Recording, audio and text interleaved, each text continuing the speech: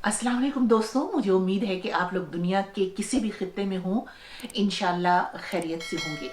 पिछले हफ्ते बहुत से नए दोस्तों ने चैनल को सब्सक्राइब किया है। आप सबका बहुत शुक्रिया और आप लोगों की कमेंट्स और तबसरे भी मुझे मिल रहे हैं। दोस्तों, कल एक साहिब तर्ज और उर्दू अदब के उस कद आवर शायर की बरसी थी जो अपने ही शहर में खुद को अजनबी तस्वुर किया करते थे। मैं उनका ये शेर आपको सुनाती हूं तो आप लोग खुद ही उन्हें पहचान जाएंगे। आदत सी बना ली है तुमने तो मुनीर अपनी, जिस शहर में भी रहना उकताए हुए रहना।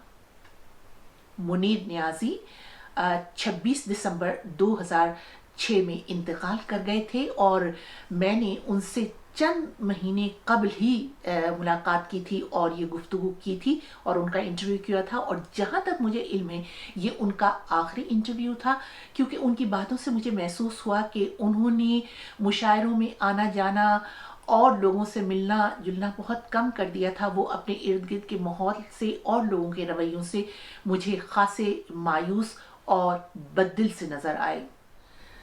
आप में से बहुत से दोस्तों ने उनकी शायरी पढ़ी भी होगी और शायद सुनी भी हो। बिल्कुल उनकी शायरी सुनकर यूं लगता है जैसे वो फितरत को अपने अंदर समो लेते हैं। इसीलिए उनके जज्बात जब अशार में ढलकर निकलते हैं तो उनमें कुदरत की तशबीहात और इस्तारे बहुत ज़्यादा नज़र आते हैं। जैसे कि आपने उनका ये मशहूर शेर बहुत सुना होगा कि एक और दरिया का सामना था मुनीर मुझको, मैं एक दरिया के पार उतरा तो मैंने देखा। शेर उन पर कैसे वारिद होते हैं, उन्होंने अपनी इस तख्लीकी कैफियत के बारे में हमें बताया। अलबत्ता इस गुफ्तगू में वो मुझे इस बात पर बहुत दुखी और शाकी नज़र आए कि पब्लिशर्स हजरात उनको बहुत धोखा देते हैं, उनका कलाम उनकी इजाज़त के बगैर शाया कर लेते हैं, खुद पैसे कमाते हैं और उनसे आकर ये कहते हैं कि क्या करें, किताबें तो बिक ही नहीं रहीं।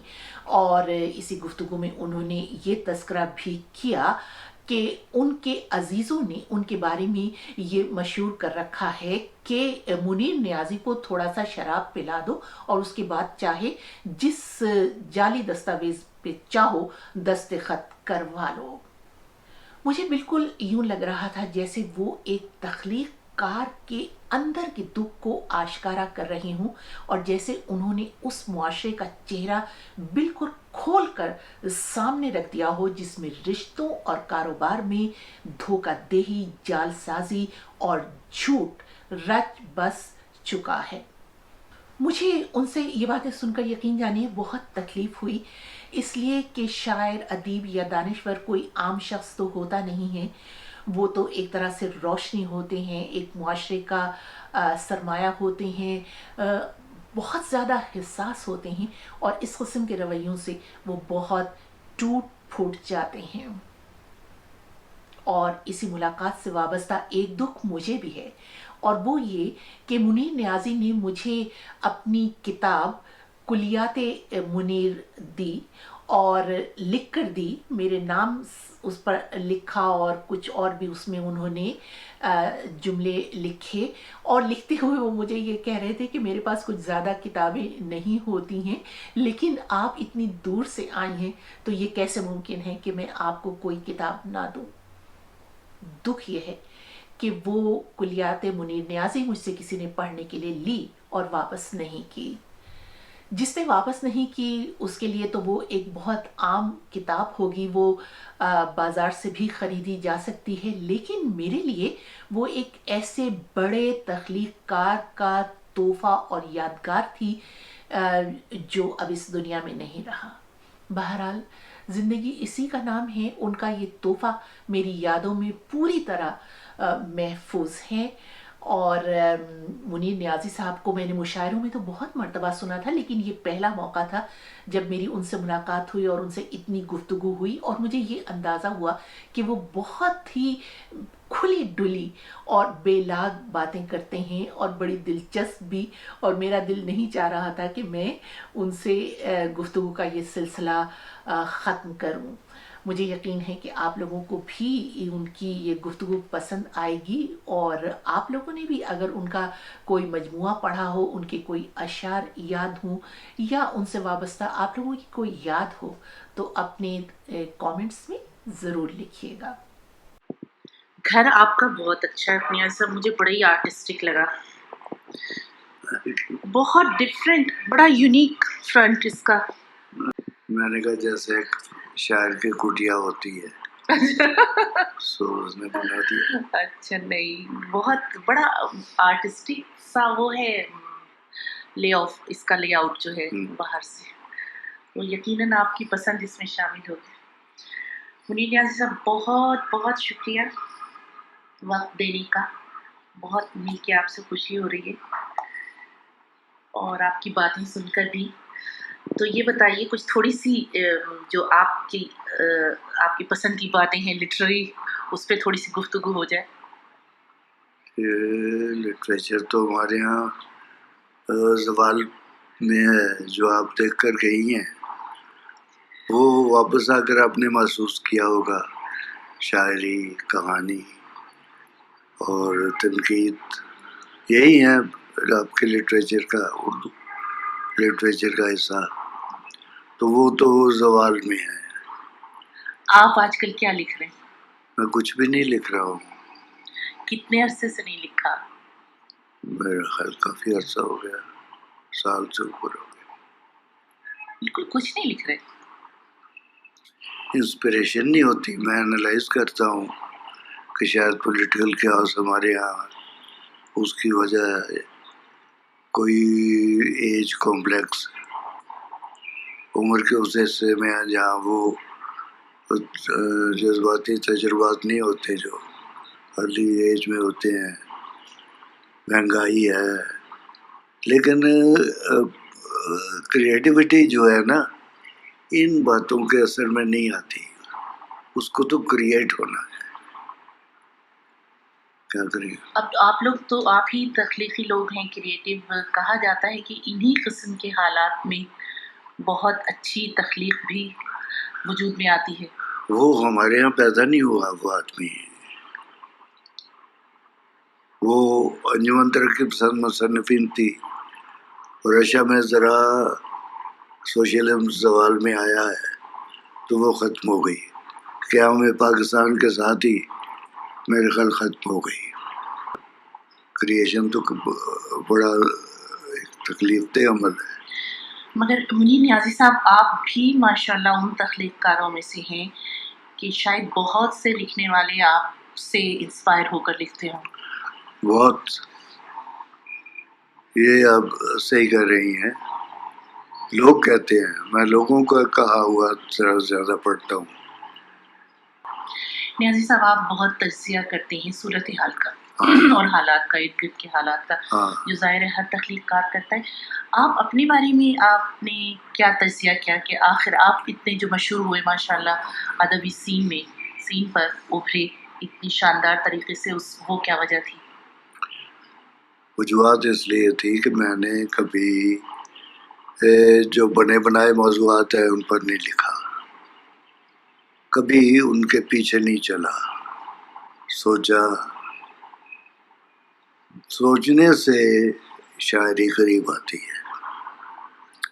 میں نے یہ دیکھا ہے کہ شاعری ایک زندہ چیز ہے، اور وہ ان لوگوں کے پاس جاتی ہے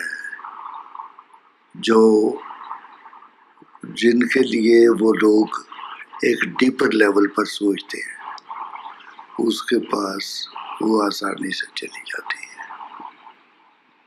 ایسے ایسے بھولے ہوئے خیالات، ایسے ایسے مناظر میری شاعری میں آ جاتے ہیں، لوگ حیران ہوتے ہیں کیسا ہوا۔ مثلاً ایک آدمی ابھی لیٹلی میرے ساتھ ایک شام منائی الحمرہ میں، کہنے لگا یہ آپ نے کیسے، وہ یہاں پر شاعر ہے صوفی نیاز، گروپ کیپٹن تھے آرمی میں، کہ یہ لافانی شعر کیسے آپ نے کہا۔ ایک اور دریا کا سامنا تھا منیر مجھ کو، میں ایک دریا کے پار اترا تو میں نے دیکھا، میں نے کہا مجھے تو اپنا کوئی شعر لفانی نہیں لگتا، میں تو اس شعر میں مبتلا ہوتا ہوں لیکن تھوڑے عرصے کے لیے. یہ شعر کو پتا تھا اس نے منیر نیازی کے پاس جانا ہے. آ گیا. جب میں لکھنا شروع کرتا ہوں مجھے نہیں پتا ہوتا میں نے کس موضوع پر لکھنا ہے، شروع کر دیتا ہوں موضوع خود بخود. ایک روز کافی دن ہو گئے تھے میں نے کچھ نہیں لکھا. یہ کھڑکی کھولی تو سامنے یہ بوگنویلا ہے، اس پر دھوپ پڑ رہی تھی. تو میں نے اسی وقت بیٹھے بٹھائے نظم دھوپ کا چوکور ٹکڑا لکھی. میری شہزادہ کتاب کا عنوان بھی یہی ہو، دھوپ کا چوکور ٹکڑا. اب میں مشرقی پاکستان جاتا ہوں، لوگ جاتے ہیں چڑگاؤں ادھر ادھر جہاں ایک فیشنیبل علاقے ہیں وہ. میں نے کہا میں سندر بن جاؤں گا. ہم نے کھلنا سے لونچ لی گئے. میں نے دیکھا کہ جنگل میرے ساتھیوں سے متنفر ہو گیا ہے، مجھ پر کنسنٹریٹ کر رہا ہے اور میں فیل کر رہا ہوں. میں چپ بیٹھا ہوں وہاں اور وہ شرائط کر رہا ہے جیسے. میں نے پوچھا، میں نے ایک آدمی سے پوچھا کہ اس کا نام سندر بن کیوں ہے؟ اس نے کہا یہ درخت جو ہے اس کو سندری کہتے ہیں، چھال سبز ہے، لکڑی اس کی سرخ ہے اور مضبوط ہے، اس کی وجہ سے سندر بن اس کا نام رکھ دیا. اس طرف ایک اور جنگل تھا وہ اس سے مختلف تھا. میں شام کو بیٹھے ہوئے کھانے پر ایسے جی سے کر کے ایک کہانی سنائی کہ یہ جنگل اصل میں شہر تھا ایک. یہاں کے مرد روزی روٹی کمانے کے لیے باہر گئے ہوئے تھے. پیچھے سے راکشسوں نے حملہ کر دیا تو ساری عورتیں، ساری ناریاں شجر بن گئی. بس یہ سندر بن تب سے چلا. آپ کو ایسے ہی کچھ شجر اور شہر اور اس طرح بن یہ آپ کو انسپائر کرتے ہیں ذہنی طور پہ؟ اب آپ کی شاعری پڑھ کے یہی لگتا ہے. شجر تو ہونا لازمی ہے، جہاں آدمی ہے وہاں شجر ہے. یہ سوال مجھ سے کیا کہ آپ کی شاعری میں شہر بہت آتا ہے، شہر سے کیا مراد ہے؟ میں نے کہا شہر سے مراد یہ ہے میری اجتماعی بود و باش. وہ دیہات بھی اس سے مراد ہوتی ہے، شہر بھی، ملک بھی، جہاں جہاں اس کے وہ میننگ دیتا ہے. تو پھر آپ دیہات پر کیوں نہیں لکھتے؟ میں نے کہا یار میں تمہیں بتا چکا ہوں. عموماً دیکھا یہ گیا ہے کہ مشاعروں میں ایک دو ہی غزلوں کی فرمائش ہوتی ہے، وہ آپ کیسا محسوس کرتے ہیں؟ وہ بھی ٹھیک ہے، میرے لیے تو آسان رہتا ہے. ابھی میں کل یونیورسٹی کو لمس ہے، ایک آدھ کو نئی چیز پڑھنا چاہتا تھا، پڑھی، لیکن پھر وہ آوازیں آئی، وہی بے چین بہت پھرنا، اور ہمیشہ دیر کر دیتا ہوں میں، ایسی ایسی چیزوں کی فرمائشیں آئیں. تو میرے لیے تو آسان تھا، پڑھا. لیکن یہ نہیں کہ نئی چیز سنانے کو بھی تو دل چاہتا ہے جب آپ اتنی نئی نئی چیزیں لکھتے ہیں. نئی چیز کس کے ساتھ سنائیں، کس کو سنائیں؟ یہاں تو لوگ بہت کم ہیں ایسے. شعر لکھتا ہوں تو مجھے ڈھونڈنا پڑتا ہے آدمی، کس کو سناؤں؟ وہ کسی اور فریکوینسی پر بات کر رہے ہوتے ہیں، میں کسی اور فریکوینسی پر میری بات کو وہ لے رہے ہوتے ہیں. سمجھ نہیں آتی انہیں میری بات کی، مجھے ان کی بات کی سمجھ نہیں آتی. چنانچہ میں نے تو باہر نکلنا بند کیا ہوا ہے. میں نے کہا شہر سے جتنا علم میں نے لینا تھا وہ لیا، اب کیا فائدہ ہے وقت ضائع کرنے کا۔ ایک صاحب مجھے کہنے لگے آپ باہر نہیں نکلتے، شہر میں نہیں آتے زیادہ۔ میں نے کہا ایک تو ٹریفک کی یہاں مصیبت ہے، اور دوسری کہ تم نہ دکھائی دے جاؤ مجھے۔ تو اب تک ماشاءاللہ کتنے مجموعے آ چکے مارکیٹ میں؟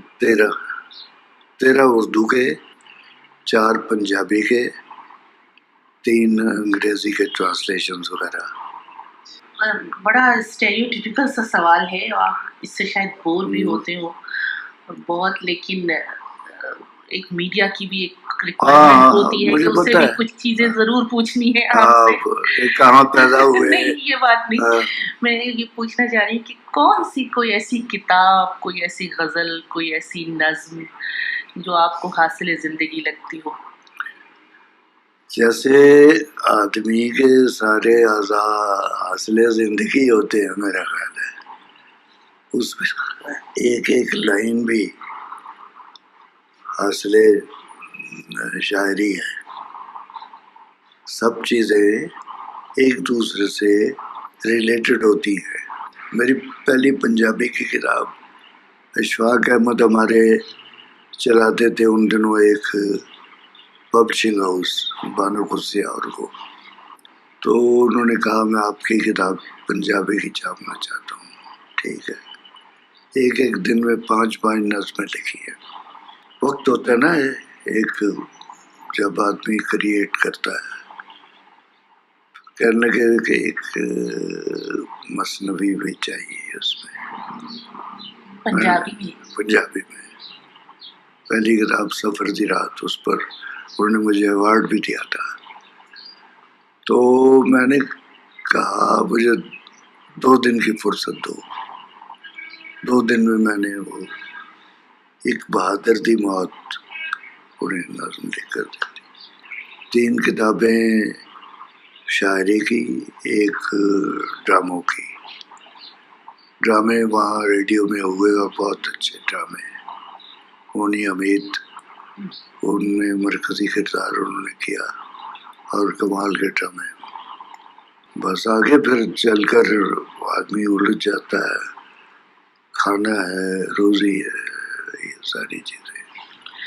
نیازی صاحب، ایک لوگوں میں تاثر یہ ہے کہ جو شاعر اور یا جو ادیب دانشور خود ایک طرح سے برانڈ نیم بن گئے، بہت جانے بوجھے، لوگوں میں بے انتہا مقبول ہو گئے، انہوں نے پھر ادب کی ترقی کے لیے کچھ نہیں کیا۔ شاید اتنا ہی تھا ان کے اندر، کریشن کا ایلیمنٹ جو ان کے اندر تھا وہ اتنا ہی تھا جو ختم ہو گیا۔ کیونکہ زندگی کی ضروریات بھی اپنی جگہ، اور عجیب بات ہے کہ میں بے پرواہ ہو جاتا ہوں ان سب چیزوں سے۔ جب میرا الاٹمنٹ طے کرنے کا وقت تھا، کروانے کا، تو میں نے پبلشنگ ہاؤس اور ایک نیوز پیپر وہ ویکلی، 7 رنگ ویکلی، وہ نکالا، بک شاپ ایک۔ اور جب وہ وقت گزر گیا الاٹمنٹ طے کروانے کا، اب میں نے ہائی کورٹ کو درخواست دی کہ یار وہ میری وہ جو ہم بیسیکلی ہوشیارپور کے مہاجر ہیں، وہ تو 2 میں فیصلہ میرے حق میں ہوا۔ یہ 1095 کا فیصلہ ہے۔ میں نے کہا فوجی حکومت ہے، یہ کوئی یہ کرے گی کام، کچھ نہیں ہوا۔ اس کی بجائے وہ دفتری نظام کی جو ابتری ہے، وہی ہم نے بتایا تھا نا میں نے کہ ہم ایک تخلیق نہ ہو تو تخریب ہوتی ہے۔ ہم ایک تخریبی دور میں گزر رہے ہیں، اب کہاں تک اس کو چلاتے رہیں گے؟ وہ جو اس وقت نافذ تھا نظام، کب تک چلتا رہے گا؟ گھوم رہے ہیں اس میں۔ یعنی 1095 کا ہائی کورٹ کا فیصلہ ابھی تک انہوں نے بیٹھے ہوئے ہیں. مشاعروں پر جاتا نہیں ہوں کہ ایک ہی جیسے شاعر، ایک ہی جیسے ان کی شکلیں. واپس آتا ہوں تو ایک ماہ تک قلم کو ہاتھ لگانے کا دل نہیں کرتا. مگر نیازی صاحب یہ ایک تاثر آپ بہت زیادہ مطلب تشویش کی حد تک ہے کہ کتابوں کا پڑھنا بہت کم ہو گیا. ہاں یہ بات یہاں پر کہ کتابیں نہیں، کچھ ایک حصہ اس میں پبلشرز کا پھیلایا ہوا ہے کہ کتابیں بکتی نہیں تاکہ رائٹرز کو پیسہ نہ دیا جائے. ہر کوئی اپنے پیشے میں اتنا زیادہ سے زیادہ کمانا چاہتا ہے کہ اس میں دھوکے کی حد تک وہ آ گیا ہے. آپ کے خیال میں کتابیں پڑھی جا رہی ہیں، نئی نسل کتابیں پڑھ رہی ہے، شوقین ہے پڑھنے کی؟ بالکل ہے، بالکل ہے. ہمارے جیسے غریب ملکوں میں تو شوق زیادہ ہے. پھر یہ ہے کہ شاعر بننے کا شوق بھی ساتھ ہی. تو نیازی صاحب یہ بتائیے کہ اگر اسی طرح سے میڈیا چینلز اور پرنٹ میڈیا تو خیر خود کم ہو رہے ہیں، الیکٹرانک میڈیا اسی طرح سے بڑھتا رہا، جیسے آج اگر کیبل میں 10 چینل ہیں تو ہو سکتا ہے کہ کل 20 ہو جائیں، تو ادبی سین کیا، ادبی منظر کیا ہوگا آج سے 20 سال بعد؟ مشاعرے ہوں گے ادبی نہ منظر؟ صحیح نہ ہوں کوئی فرق نہیں پڑے گا. بات تو سینسیبلٹی کی ہے، سوچ کی ہے، خیال کی ہے. خیال تو کسی نہ کسی اس کو جگہ ملے گی. تو ادب کو کس طرح سے زندہ رکھا جائے گا؟ یہ زندہ رہے گا. ایک چیز پیدا ہوئی ہے تو زندہ رہے گی. ٹیلی ویژن کی معرفت، انٹرنیٹ کی معرفت، یہ تو اسے تو زندہ رہنا ہے. جو چیز ہے جس نے پیدا ہونا ہے وہ خیال ہے، خوبصورت خیال ہے، خوبصورت یاد ہے. اسے تو چلنا ہے، دیر تک چلنا ہے. میں آٹوا میں ایک کراس دا ریور ایک فرینچ کالونی تھی. وہاں ایک لڑکی نے میری طرف آنکھ اٹھا کر دیکھا. مجھے نہیں یاد اس کا سراپا، اس کی شکل، وہ آنکھوں کا دیکھنا مجھے یاد ہے ابھی تک. وہ پتہ نہیں کتنے روپ میں آیا ہوگا وہ میری شاعری میں. تو آج کل تو آپ نے بتایا کہ آپ بالکل نہیں لکھ رہے پچھلے 1 سال سے. اور بالکل نہیں لکھ رہا ہوں. بیچ میں ہوتا ہے کوئی ٹوٹا کر دیتا ہوں. وہ دیکھتا ہوں. ایک روز میں نے دیکھا تو پوری کتاب بن گئی تھی. میں نے کہا چلو ایسا ہی کرتے ہیں. کتاب بنی، اس کو میں نے شریک کر لیا کلیات منیر میں، کیونکہ جتنا پبلشر تھا وہ 1,000 کا اجازت لی، 10,000 چھاپ دی. ابھی حال ہی میں انہوں نے ایک سین ڈیگو میں اور فیروزنز نے مل کر میری پنجابی نظموں کا ٹرانسلیشن چھاپا ہے، دی کلرز آف سائلنس. نہ مجھ سے معاہدہ کیا تو پتہ نہیں کب کیا. وہ مجھے یوں خیال آیا کہ میرے ایک عزیز، وہ جو جائیداد میری تھی منڈ عمری میں، اب جب صحیح بات ہے کہ یوں کرنا، پہلے جا کر منیر خان کو شراب پلانا، پھر اس جگہ پر دستخط کروانا. منیر نیازی صاحب یہ بتائیے کہ کسی اور زبان میں آپ کی اس کا شاعری کا ترجمہ ہوا، خصوصاً چائنا میں ہوا، اچھا انگریزی میں ہوا، جیسے کہ آپ نے بتایا انگلش میں ترجمہ ہوا، چائنیز میں ہوا، تو جو دوسری قوم کے لوگ تھے ان کی طرف سے کچھ رسپانس آپ کو ملا؟ ملا. جاپنیز وہ جو تھا جاپانی، وہ جب میرے پاس آیا تو کچھ پڑھ کر ہی آیا ہوگا. ناروے سے آیا, یہاں پورا انٹرویو لے کر گیا. مجھے پتا بھی نہیں کہ میری ٹیپیں بھی بازار میں ہے. نیازی صاحب ابھی آپ نے تھوڑی دیر پہلے کہا کہ بعض غزلیں یا بعض اشعار ایسے ہوتے کہ آپ کا دل چاہتا ہے اور آپ کوئی سننے والا نہیں ہوتا. کوئی ایسی چیز ہمیں سنائی جو آپ خود سنانا چاہ رہے ہیں. میں سب چیزیں سنانا چاہتا ہوں, غزل یا نظم جو آپ چاہیں. ایک خزاں زدہ باغ پر بوندا باندھی, آمد باران کا سناٹا, کبھی کبھی سناٹے میں ٹوٹ کے گرتے پتے, دیواسا اشجار کھڑے ہیں, کہیں کہیں اشجار تلے ویران پرانے رستے, لے کے چلی آوارہ ہوائیں,